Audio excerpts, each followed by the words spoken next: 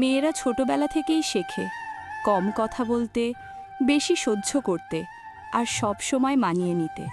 আর ছেলেরা শেখে কাঁদা যাবে না, দুর্বল হওয়া যাবে না, সব দায়িত্ব একা বয়ে নিতে হবে।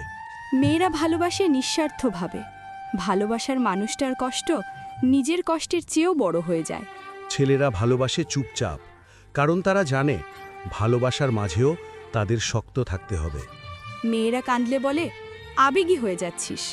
আর ছেলেরা কাঁদলে বলে পুরুষ মানুষ হয়ে এসব করছিস কেন। মেয়েরা নিজের স্বপ্নগুলো অন্যের স্বপ্নের নিচে চাপা দেয়, সংসার, পরিবার, সমাজ সব কিছুর আগে। ছেলেরা নিজের স্বপ্নগুলো সময়ের সাথে হারিয়ে ফেলে, কারণ আগে দরকার রোজগার, দায়িত্ব, ভবিষ্যৎ। মেয়েরা ভালোবাসায় ভরসা খোঁজে। নিঃশ্বাস ফেলে। ছেলেরা ভালোবাসায় শান্তি খোঁজে। মেয়েরা চায় বোঝা হোক, শোনা হোক।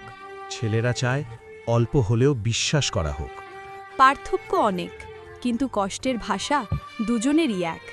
হ্যাঁ, ছেলে আর মেয়ে আলাদা হতে পারে, কিন্তু ব্যথা অনুভব করার ক্ষমতায় কেউ কারোর চেয়ে কম না। সম্মান আর বোঝাপড়াই সবচেয়ে বড় মিল। তো বন্ধুরা, আজকের এই গল্পটি তোমাদের কেমন লাগলো তা অবশ্যই কমেন্ট করে জানাতে ভুলবেন না।